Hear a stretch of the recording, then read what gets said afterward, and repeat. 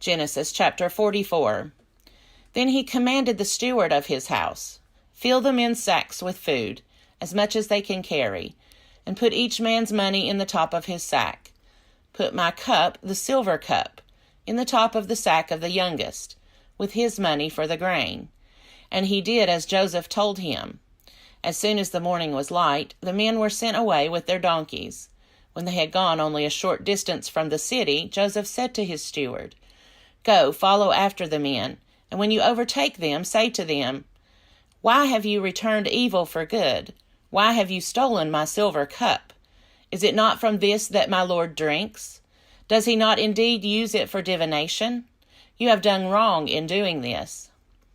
When he overtook them, he repeated these words to them. They said to him, "Why does my Lord speak such words as these? Far be it from your servants that they should do such a thing. Look, the money that we found at the top of our sacks we brought back to you from the land of Canaan. Why then would we steal silver or gold from your Lord's house? Should it be found with any of your servants, let him die. Moreover, the rest of us will become my Lord's slaves." He said, "Even so, in accordance with your words, let it be. He with whom it is found shall become my slave, but the rest of you shall go free." Then each one quickly lowered his sack to the ground, and each opened his sack. He searched, beginning with the eldest and ending with the youngest, and the cup was found in Benjamin's sack. At this they tore their clothes. Then each one loaded his donkey, and they returned to the city. Judah and his brothers came to Joseph's house while he was still there, and they fell to the ground before him.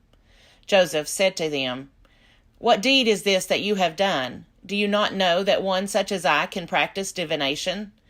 And Judah said, "What can we say to my Lord? What can we speak? How can we clear ourselves? God has found out the guilt of your servants. Here we are then, my Lord's slaves, both we and also the one in whose possession the cup has been found." But he said, "Far be it from me that I should do so. Only the one in whose possession the cup was found shall be my slave. But as for you, go up in peace to your father." Then Judah stepped up to him and said, "O my Lord, let your servant please speak a word in my Lord's ears. And do not be angry with your servant, for you are like Pharaoh himself. My Lord asked his servants, saying, 'Have you a father or a brother?' And we said to my Lord, 'We have a father, an old man, and a young brother, the child of his old age.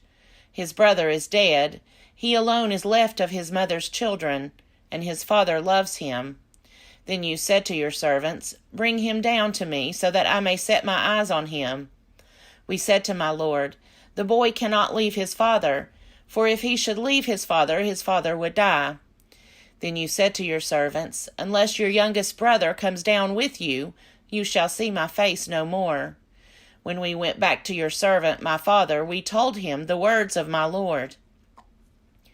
And when our father said, 'Go again, buy us a little food,' we said, 'We cannot go down. Only if our youngest brother goes with us, will we go down. For we cannot see the man's face unless our youngest brother is with us.'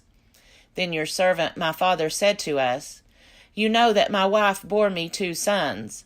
One left me, and I said, Surely he has been torn to pieces, and I have never seen him since.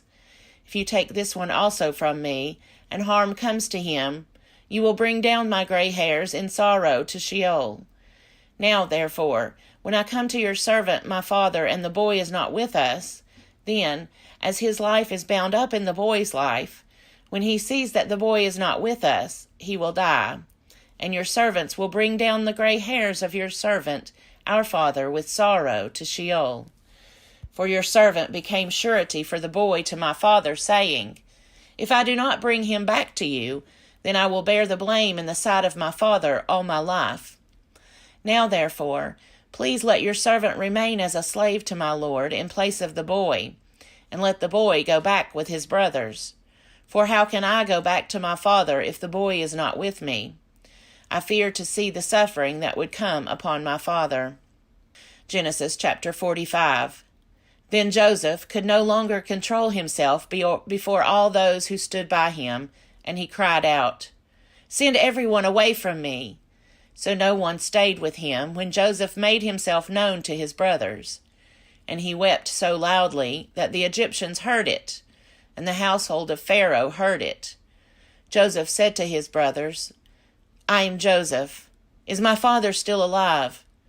But his brothers could not answer him, so dismayed were they at his presence.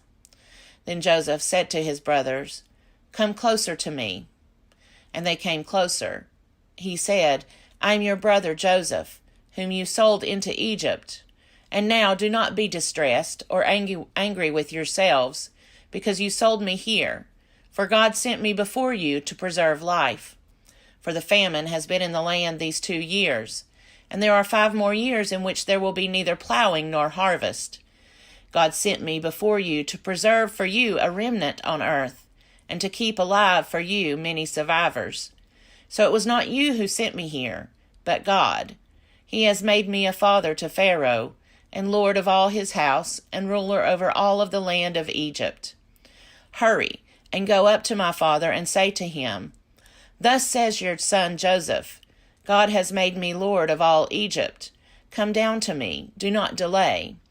You shall settle in the land of Goshen, and you shall be near me, you and your children and your children's children, as well as your flocks, your herds, and all that you have. I will provide for you there, since there are 5 more years of famine to come, so that you and your household and all that you have will not come to poverty. And now your eyes and the eyes of my brother Benjamin see that it is my own mouth that speaks to you. You must tell my father how greatly I am honored in Egypt, and all that you have seen. Hurry and bring my father down here." Then he fell upon his brother Benjamin's neck and wept, while Benjamin wept upon his neck. And he kissed all his brothers and wept upon them. And after that his brothers talked with him.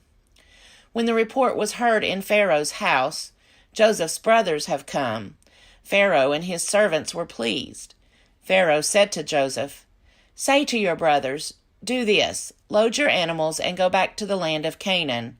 Take your father and your households and come to me, so that I may give you the best of the land of Egypt, and you may enjoy the fat of the land.' You are further charged to say, 'Do this, take wagons from the land of Egypt for your little ones and for your wives, and bring your father and come. Give no thought to your possessions, for the best of all the land of Egypt is yours.'" The sons of Israel did so. Joseph gave them wagons according to the instruction of Pharaoh, and he gave them provisions for the journey. To each one of them he gave a set of garments, but to Benjamin he gave 300 pieces of silver and 5 sets of garments. To his father he sent the following: 10 donkeys loaded with the good things of Egypt, and 10 female donkeys loaded with grain, bread, and provision for his father on the journey. Then he sent his brothers on their way, and as they were leaving, he said to them, "Do not quarrel along the way." So they went up out of Egypt and came to their father Jacob in the land of Canaan. And they told him, "Joseph is still alive. He is even ruler over all the land of Egypt." He was stunned. He could not believe them. But when they told him all the words of Joseph that he had said to them, and when he saw the wagons that Joseph had sent to carry him, the spirit of their father Jacob revived. Israel said, "Enough. My son Joseph is still alive. I must go and see him before I die." Genesis chapter 46. When Israel set out on his journey with all that he had and came to Beersheba, he offered sacrifices to the God of his father Isaac. God spoke to Israel in visions of the night and said, "Jacob, Jacob." And he said, "Here I am." Then he said, "I am God, the God of your father. Do not be afraid to go down to Egypt, for I will make of you a great nation there. I myself will go down with you to Egypt, and I will also bring you up again, and Joseph's own hand shall close your eyes." Then Jacob set out from Beersheba, and the sons of Israel carried their father Jacob, their little ones, and their wives in the wagons that Pharaoh had sent to carry him. They also took their livestock and the goods that they had acquired in the land of Canaan, and they came into Egypt, Jacob and all his offspring with him, his sons, and his sons' sons with him, his daughters, and his sons' daughters. All his offspring he brought with him into Egypt. Now these are the names of the Israelites, Jacob and his offspring, who came to Egypt: Reuben, Jacob's firstborn, and the children of Reuben, Hanok, Palu, Hezron, and Carmi. The children of Simeon, Jemuel, Jamin, Ohad, Jachin, Zohar, and Shaul, the son of a Canaanite woman. The children of Levi, Gershon, Kohath, and Merari. The children of Judah, Onan, Shelah, Perez, and Zerah. But and Onan died in the land of Canaan. And the children of Perez were Hezron and Hamul. The children of Issachar, Tola, Puvah, Jashub, and Shimron. The children of Zebulun, Sered, Elon, and Jaleel. These are the sons of Leah, whom she bore to Jacob in Paddan Aram, together with his daughter Dinah. In all his sons and his daughters numbered 33. The children of Gad, Ziphion, Haggai, Shunai, Esbon, Eri, Arodi, and Areli. The children of Asher, Imnah, Ishva, Ishvi, Beriah, and their sister Sarah. The children of Beriah, Heber, and Malchiel. These are the children of Zilpah, whom Laban gave to his daughter Leah, and these she bore to Jacob, 16 persons. The children of Jacob's wife Rachel, Joseph, and Benjamin. To Joseph in the land of Egypt were born Manasseh and Ephraim, whom Asenath, daughter of Potipherah, priest of On, bore to him.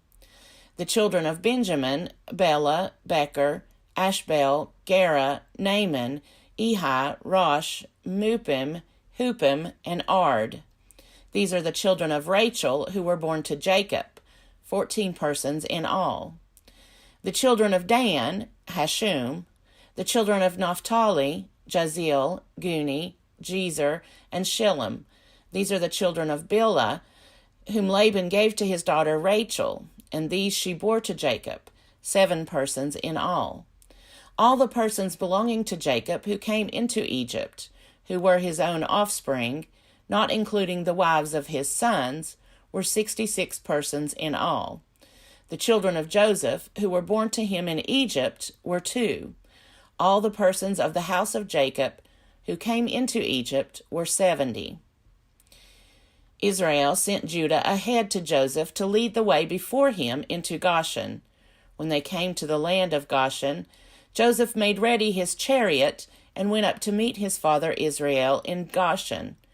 He presented himself to him, fell on his neck, and wept on his neck a good while. Israel said to Joseph, I can die now, having seen for myself that you are still alive.